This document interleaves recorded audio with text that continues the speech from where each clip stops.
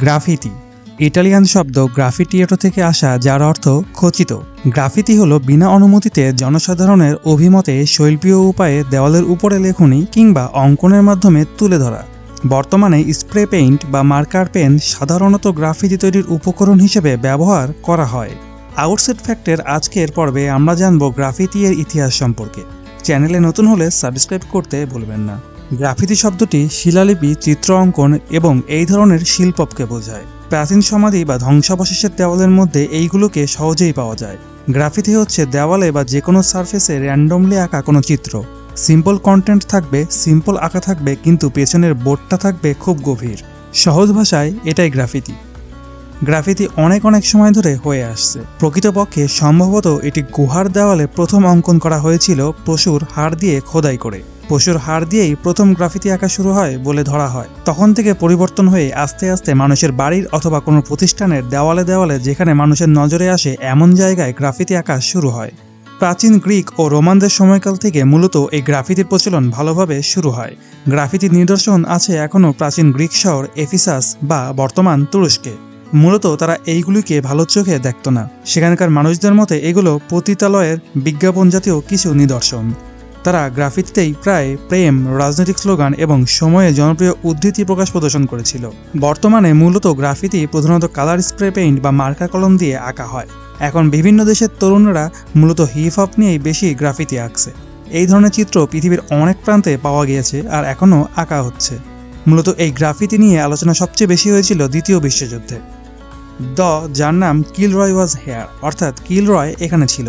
একটা টেকো মাথার লম্বা নাকওয়ালা লোক দেওয়াল ধরে বসে আছে।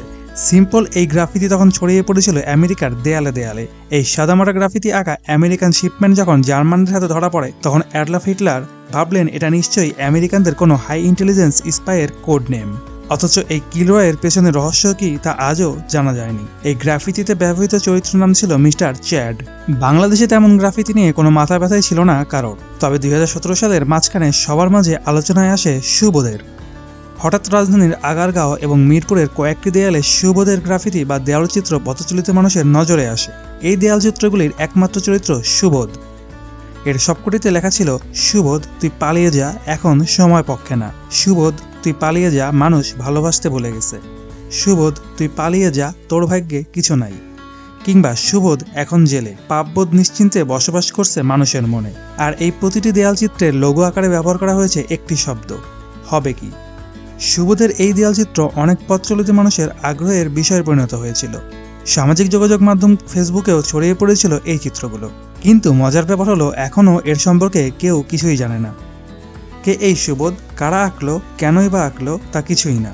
আসলে এই গ্রাফিতিগুলো এমনই হয়, বাতাসের উপরে প্রশ্ন ছুড়ে দেওয়া, যা মানুষের মনের মধ্যে গিয়ে প্রশ্ন করে। আবার গ্রাফিতি যে চুরি করে আঁকাতে হবে তা নয়। এমন অনেক গ্রাফিতি আছে যা মানুষের মনে প্রশান্তি দেয়, আবার প্রশংসাও কুড়ায়। সুন্দরবন রক্ষায় ও অনেক আন্দোলনে গ্রাফিতির ব্যবহার দেখা যায়। গ্রাফিতি কি অপরাধ? হ্যাঁ, একদিক দিয়ে বিবেচনা করলে এইগুলো অপরাধের আওতায় পড়ে। কারণ কারো দেওয়ালে কিছু আঁকা কর্তৃপক্ষের অনুমতি না নিয়ে দেয়ালে আঁকাটা তো অন্যায়। গ্রাফিতি একটি বিতর্কিত বিষয়। অধিকাংশ দেশে গ্রাফিতিকে বিকৃত ও ধ্বংসাত্মক শিল্প হিসেবে গণ্য করা হয়। কারণ অনেক সময় সন্ত্রাসী গোষ্ঠী তাদের সক্রিয়তা গ্রাফিতির মাধ্যমে প্রচার করে। জেন মিশেল বাস্কুইট, যার গ্রাফিতি জনসাধারণের মনে ব্যাপক প্রতিক্রিয়া সৃষ্টি করেছিল, তার তৈরি একটি গ্রাফিতি 10 কোটি মার্কিন ডলারে বিক্রি হয়েছিল সেই সময়। গ্রাফিতি কি সমাজের চোখে ভালো?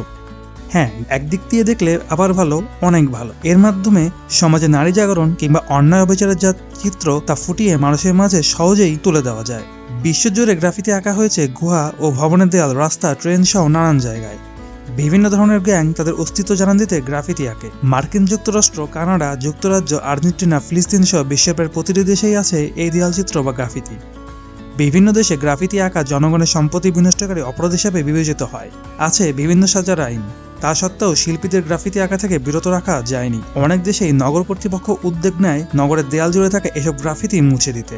খোদ মার্কিন যুক্তরাষ্ট্রে 1 থেকে 3 বছরের কারাদণ্ড দেওয়ার বিধান আছে। যুক্তরাজ্য, অস্ট্রেলিয়া এবং সিঙ্গাপুরের মতো দেশেও গ্রাফিতি আঁকার শাস্তি হিসেবে কারাদণ্ডের বিধান প্রচলিত। কর্নব্রেড নামে পরিচিত মার্কিন গ্রাফিতি আর্টিস্ট ডেরিল ম্যাকরোয়েকে অনেকেই আধুনিক দেয়াল লিখনের জনক বলে থাকেন। উত্তর ফিলাডেলফিয়ায় অধিকাংশ দেয়াল জুড়ে লেখা আছে তার নাম। মজার ব্যাপার হলো এর পেছনে একটি প্রেমের কাহিনী আছে। তিনি সিনথিয়া ক্যাস্টাস নামে এক মেয়ের প্রেমে পড়ে এই গ্রাফিতি আঁকা শুরু করেন। এলাকাব্যাপী তার প্রেমের বার্তা পৌঁছে দেন দেওয়ালে লেখন দিয়ে। উৎসাহিত হয়ে তিনি জ্যাকসন 5-এর জেট বিমানের গায়ে এবং স্থানীয় চিড়িয়াখানায় একটি ঘাতির গায়েও লিখে ফেলেন তার নাম। ফলে পরবর্তীতে তাকে গ্রেপ্তার করা হয়। দুনিয়ার প্রতিবাদী মানুষের প্রতিবাদের ভাষা হয়ে উঠেছে এই গ্রাফিতি। সমাজের অন্যায়, অবিচার আর রাষ্ট্রের নিপীড়নের বিরুদ্ধে গ্রাফিতি যেন এক সৃষ্টিশীল প্রতিবাদের ভাষা। ভিডিওটি কেমন লাগলো তা কমেন্ট সেকশনে জানিয়ে দিন। চ্যানেলে নতুন হলে সাবস্ক্রাইব করতে মোটেও ভুলবেন না। দেখা হবে পরবর্তী কোনো ভিডিও নিয়ে। ততক্ষণ পর্যন্ত চ্যানেলের অন্য কোনো ভিডিও দেখে আসতে পারেন। আজ এ পর্যন্তই।